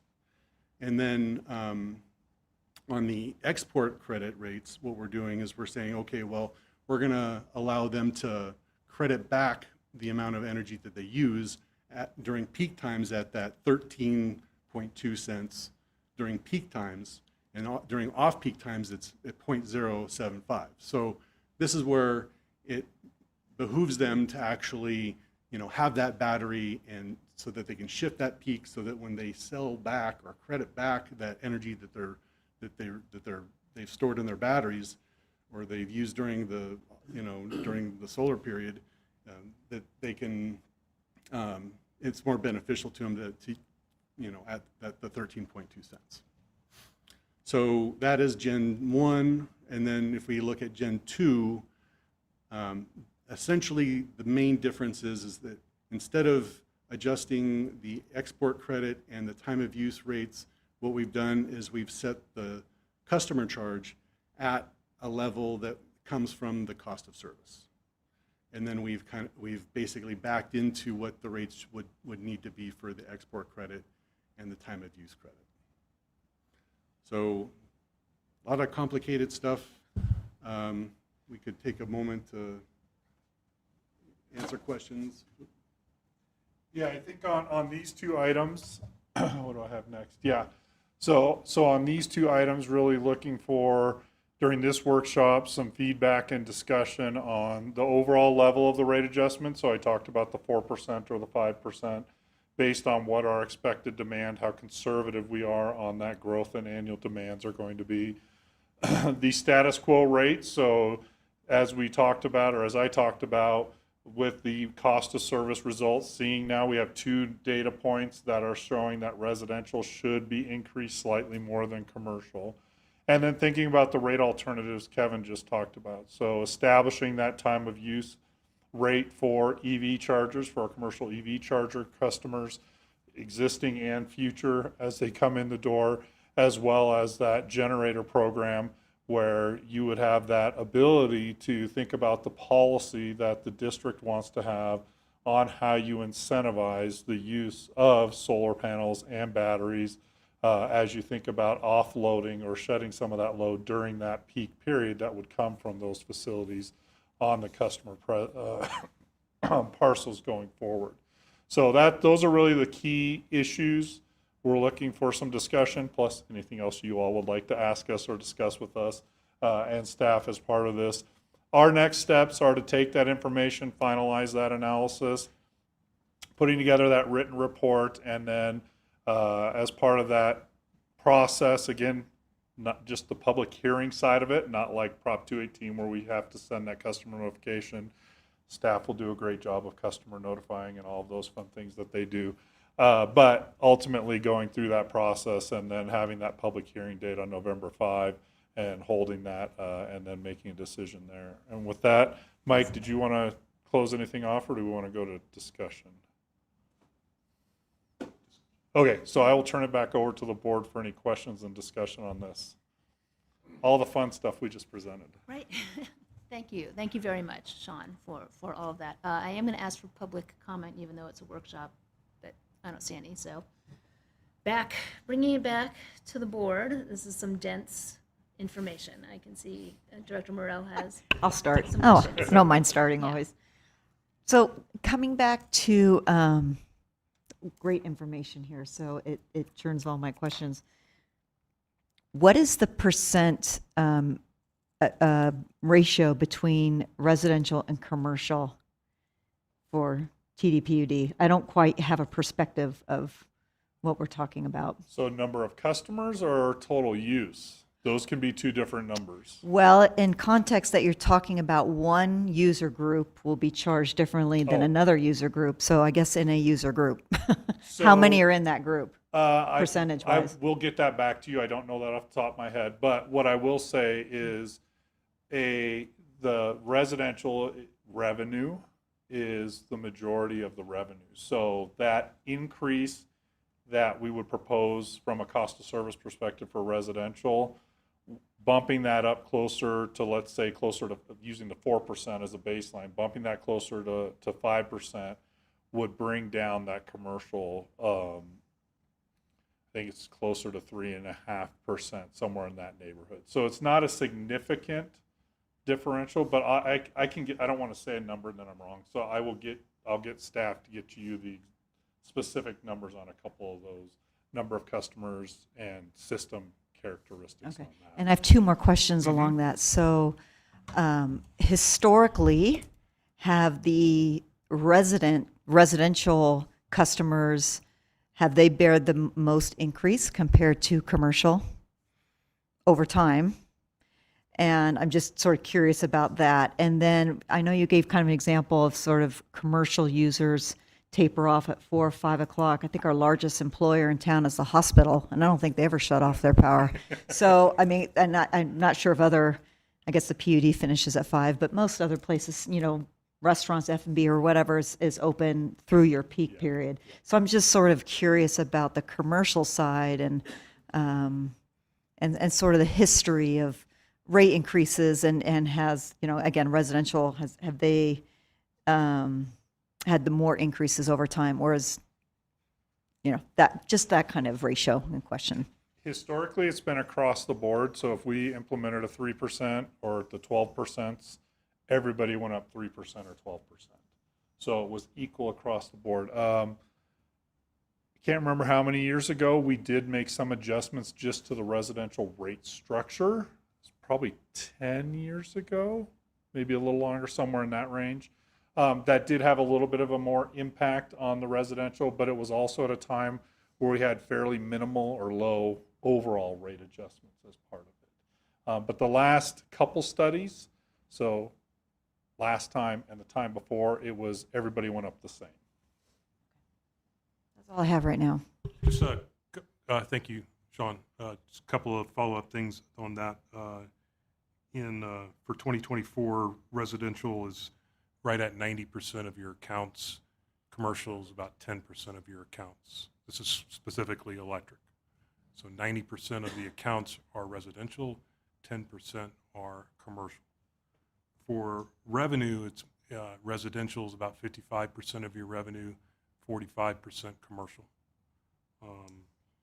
And that's similar to the KWH, the kilowatt hours. The volume is, again, about 55% residential, 45% commercial. And then on demand, about 70% of our demand is residential and 30% is commercial. So for small user base, they take a lot of power. do. They're users, yeah. They do. Yeah. And some of that is some of your larger commercial, like you mentioned, the hospital. TTSA is another large user. So there's different customers like that that will drive some of that as part of it as well. And then lastly, as far as the burden of who takes the rate increase, a lot of the vast majority of that is driven by the cost of service analysis that HDR is performing for us now. So, and that's true in previous studies as well.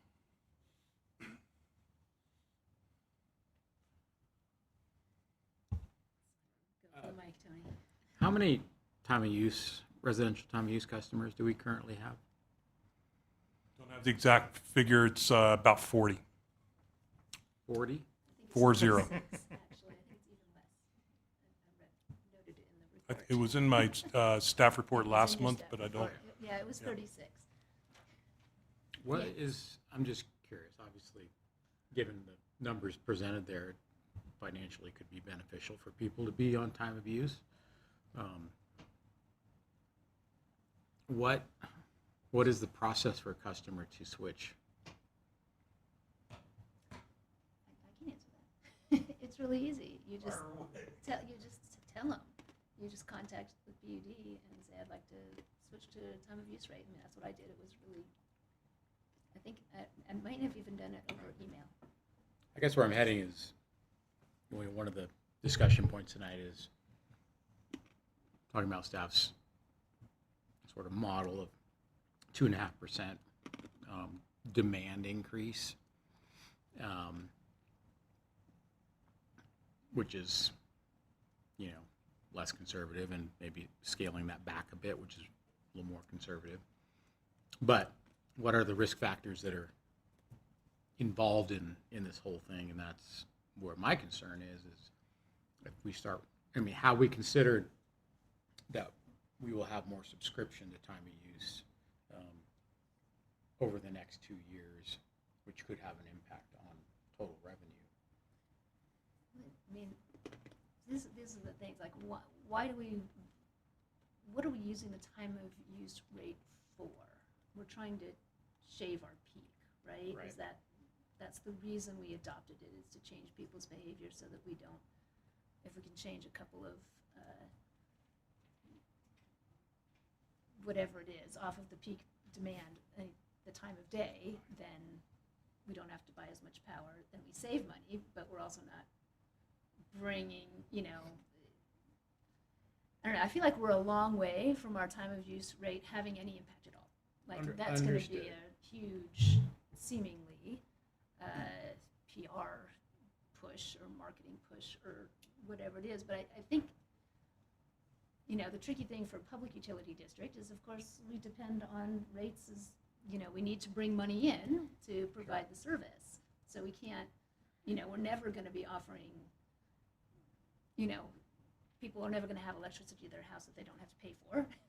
But we're serving a greater good by trying to shave off our peak so that we, can use, for example, renewable power that's, to fulfill all of our needs through the course of a 24-hour day, which right now is a big challenge because we have, the infamous duck curve, which we all turn on our lights and make dinner at 6. It's hard to change that, even with the time of use rates, it doesn't even, like, I signed up for it and I don't really do much behavior. My behavior hasn't really changed. I just pay more money. Well, Because it's really hard to cook dinner at 4. No, I know, no, I think there, as home EV charging becomes more prevalent, those are sophisticated enough systems where Yes. they can utilize time of use Yes. very effectively and very efficiently. And, Absolutely. you know, if we're counting on this 2.5% increase in demand, you know, to be somewhat tied to EV charging, Yeah, I think EV charging is a, yeah, yes. then, you know, Putting I those feel there may subjects be a together. risk factor in there in bringing in more people into the time of use program. But that wasn't a demand that we ever had before, the E EVs. Well, I understand, but I'm assuming the 2.5% model, the demand increase is being driven by EV charging. Is that correct?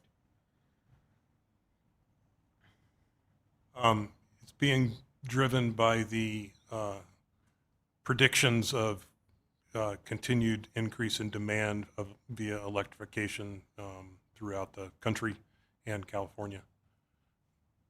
Not just EVs, but other It's not just electrification. EVs, but it's you know, you can't pinpoint exactly what has driven demand, and we have the weather fluctuations on demand month to month. I can and have, I could bring up a slide if you'd like that shows demand by month for the last 10 years and what that looks like winter versus summer. But it's hard to pinpoint exactly what our demand has done. It has grown, but what's driving that is difficult to know. But there's certainly more EVs happening, and the commercial EVs in particular have a very large impact on the demand exposure that the district has as far as their system and its impact. And so we need to be covered for that. But it's conservatively, I personally certainly think that the 2.5 is a little aggressive. I don't think we're seeing quite that level of growth. And so if we detune that a little bit in order to achieve the same revenue requirement and reserve balances, we would need to change those 4.0, 4.0s to 5.0, 5.0 by detuning that 2.5. But you know, it's up for debate. It's a prediction element for sure. Yeah, I mean, we're talking about 2 years. Yeah, yeah. And, you know, a lot can happen in 2 years, but it is only 2 years. So am I understanding that staff's recommendation would end up being the 55444 or 55 for the next 2 years and sort of detuning that demand estimate?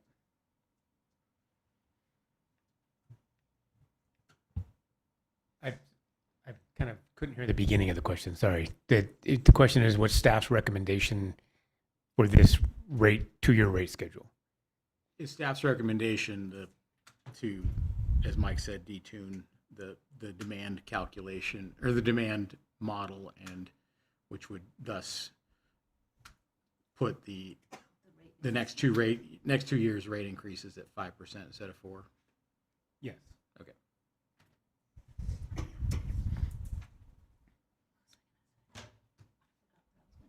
There's a couple things I wanted to add, and this is a workshop, so the feedback's greatly appreciated, and we'll sharpen some pencils and come back with some more detailed information for the September 17th workshop number 2. And one of the slides, the earlier slides, talks about the demand profile of commercial EVs, and what we were able to see in our analysis was that this is a perfect example of the need to establish a rate class, because I think Kevin mentioned it. The profile is different than any other rate class in our customer base. So the commercial profile is spread more evenly across the working hours of the day. There are some outliers that are 24 hours, the hospitals, sewer districts, the water utility districts. But in general, the commercial energy use profile is flatter compared to a more peak intensive demand like an EV charger. And so there's a need to establish a rate for that to account for that. So in order to do a kind of an accurate cost of service analysis on this new rate class, we need to collect data on that and establish a rate. The time of use rate we established a couple of years ago as a pilot and didn't have a lot of data to predict the rate of subscription to that time of use rate.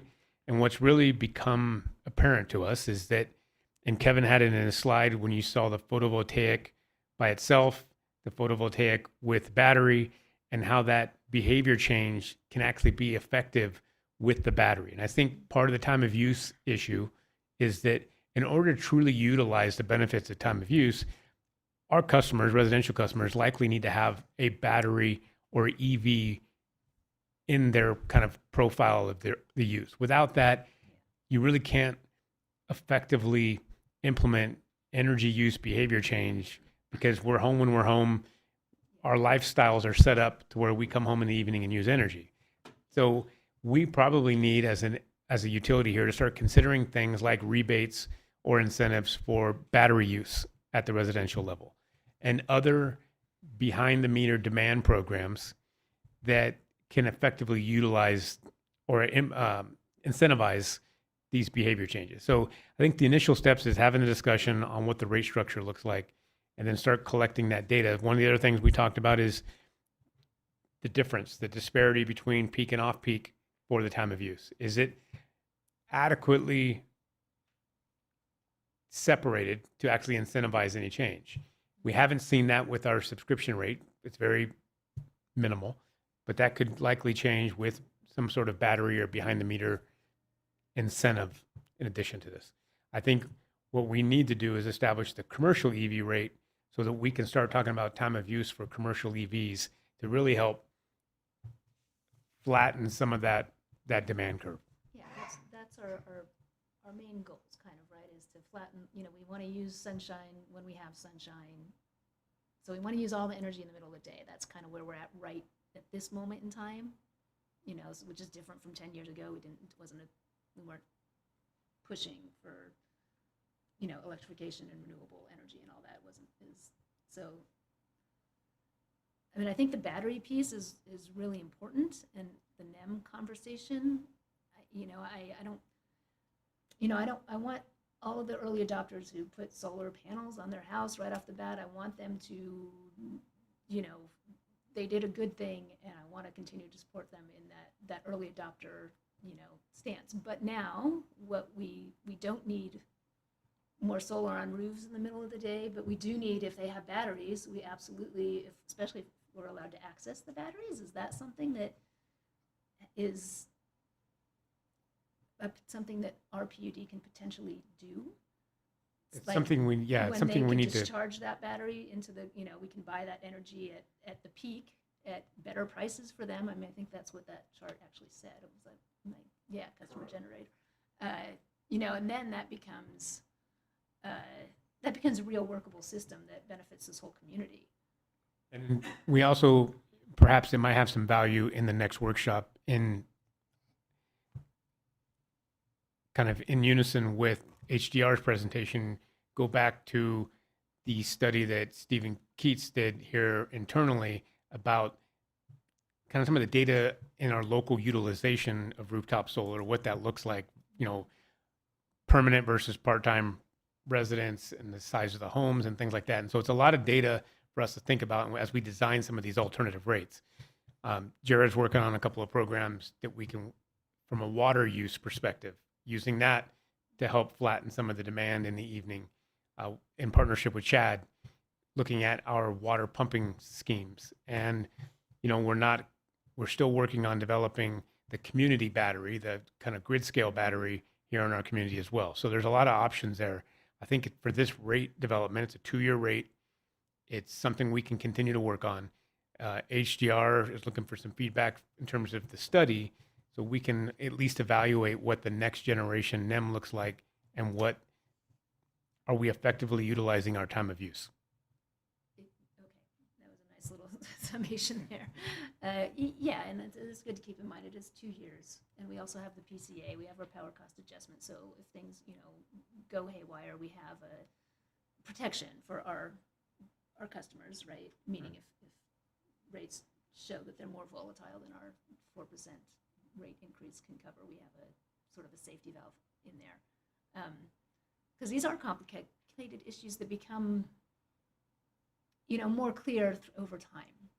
like just NEM 2, the fact that we're talking about NEM 2 is, we're in a different place now than we were 10 years ago when NEM 1 was created. And it was created to help this market thrive, and we did that, and solar panels all over the place now, and we are curtailing solar, all summer long here in California, and for some reason that bothers people. I don't know why, because it's just sunlight.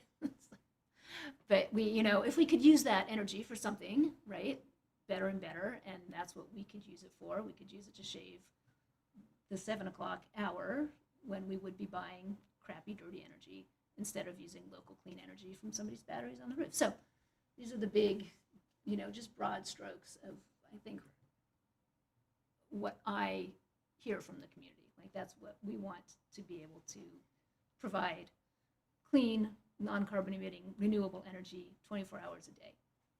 That's the goal.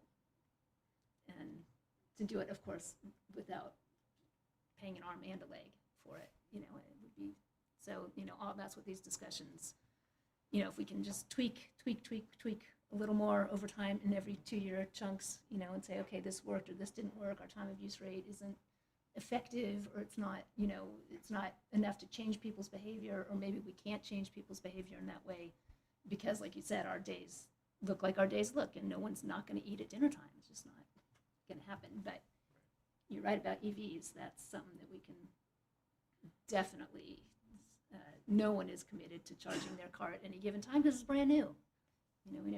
It's a new habit to begin with. So I think we have a lot more opportunity to change a brand new habit than we do, things that we've been doing our whole lives, like eating. I would like to add just one additional comment on the question about the demand or growth in demand, kind of the projections there. And it's, as Mike said, it's the historical data tends to be a little more conservative than some of the projections we see out there statewide and nationally. What we're also considering here locally is we're having a lot of discussions with development that's happening over the next 3 to 5 years that includes some pretty aggressive electrification. We know that the Advanced Clean Fleet rules coming into its compliance period in 2027, which will be the end of this budget cycle and this electric rates schedule, and that our public agency partners are going to have to electrify some of their fleet, that there is a plan to electrify local school bus fleet. There's a plan to electrify local transit. And so there's definitely some demand projections. We have already in our queue development requests for additional Tesla and commercial EV chargers within our community. So that's a big part of it. And so that demand curve you see that Kevin presented for commercial EVs, it's going to be important for us, while we'll continue to refine it, to at least establish a commercial EV rate that addresses that demand profile, because it's going to continue to grow, that in particular. And then electrification in general with residential development. We're seeing multifamily residential that is wholly electric. It's, electrification in future multifamily and single-family residential is coming. I'm sorry, I keep looking That's to okay. my left. And I don't mind. Thank you for your presentation. I felt you did your homework. I felt you presented it in a concise manner. I do concur with some of the conversation that batteries are the future, and that the PUD needs to aggressively look at that technology and how we can get it out to the people. And I also concur with the differential between commercial and residential. thank you, Director Randall.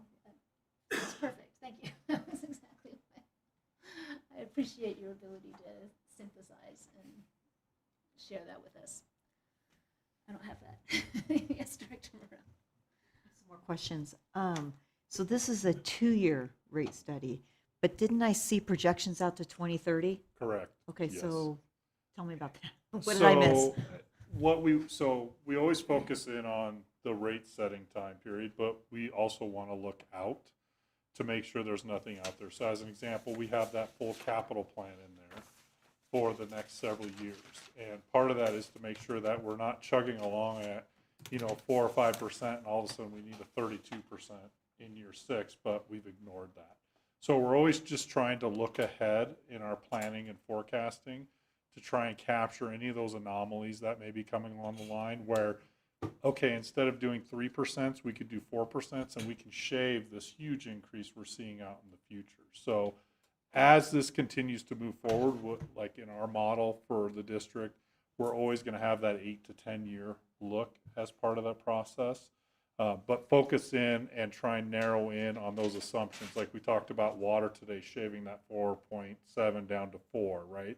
That was based on staff's calculations of how they're setting up the 26 budget and what those projections look like forward. So it's always a moving target for these studies, and trying to set that, like water, we're looking at 5 years. That's our Prop 218 process where we can adopt all 5 years.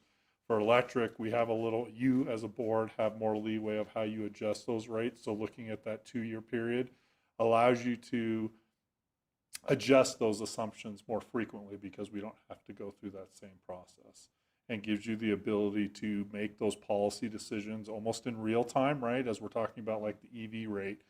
Okay, you implement an EV rate and we look back next time, we're like, oh, well, that was close, but now we need to revise it a little bit. And so it just gives you the opportunity, the board, an opportunity to provide that policy input as you move along as part of this. And thank you for that explanation, because I wasn't quite sure that the difference between water and electric with 2 and 4. So thank you for expanding on that and answering my next question. So that's great. Let me think. And just coming back to this time of use, is there some sort of goal threshold of number of users that are going to go along with this rate schedule? Like we have 40 now, so in the next year we want to hit X, and the next year we want to hit, so it's moving along with the goals of the district. And part of that will probably be communication. I have heard from some users, they're not sure of their time of use. I'm not sure if it's on their bill, so there's confusion of, is this advantageous to me to opt in? And so there's some of that barrier to entry. So even though it might be a good thing for them, they might not know. But I just wondered if there's some sort of tie-in to those numbers to flatten out those curves and kind of meet the other goals that we have based on what we just listened to. I don't know who answers that. I'm looking to Brian, starting with you. I'll step in. So there is no particular goal or number in terms of total subscription. What we're trying to kind of effect is some change to our demand profile as a utility so that we can, a couple of things. One, effectively utilize our energy resources that we're invested in so that we're also looking to change for behavior change to reduce our carbon footprint, the greenhouse gas or carbon-free energy use. And we talked a lot about, we're fully subscribed to solar generation during the daytime hours, but those aren't available in the evening. And so if we can change our demand or carry that carbon-free energy so it's useful into the evening, we start to have effective impacts on our carbon and greenhouse gas emissions as a community and as a utility.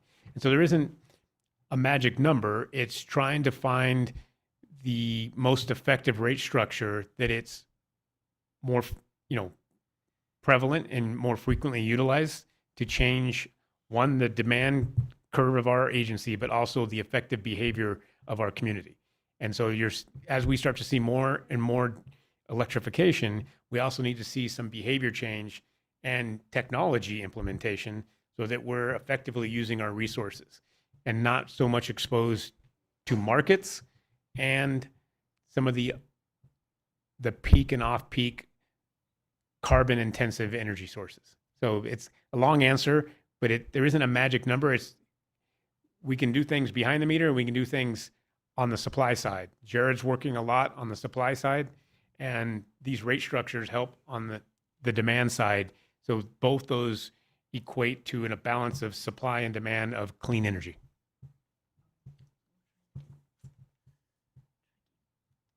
you. Okay. Staff, do you all have feedback that you were looking for? Have we given you enough to work with?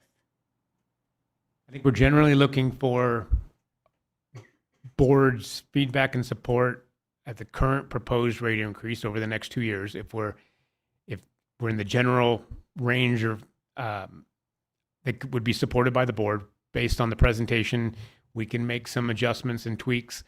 There were some discussions about rate reserve balances over the next 10-year financial master plan.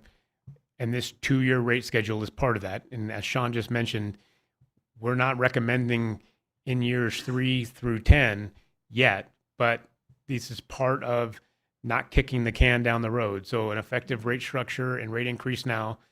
There's a couple of things this board has already done to help support that, and that is the power cost adjustment helps some backstop and belts and suspenders for the rate reserve. We're not leaning as heavily on that because we have the power cost adjustment.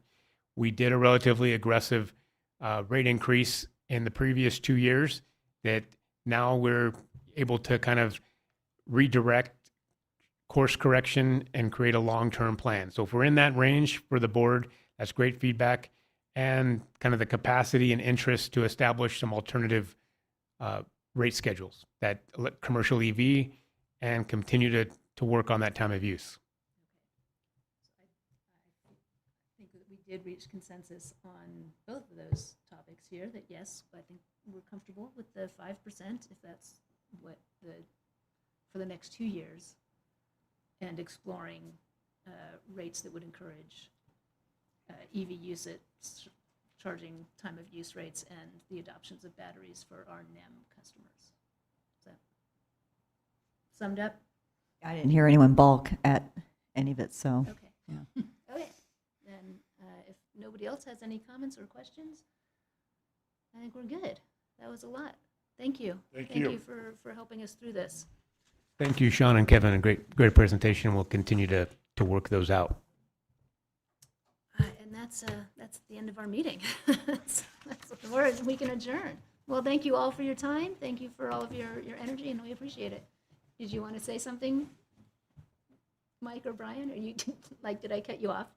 I think Mike was just going to go over real quickly the rest of the timeline for the electric rates. So if you We're not adjourned. Everybody come 15 back.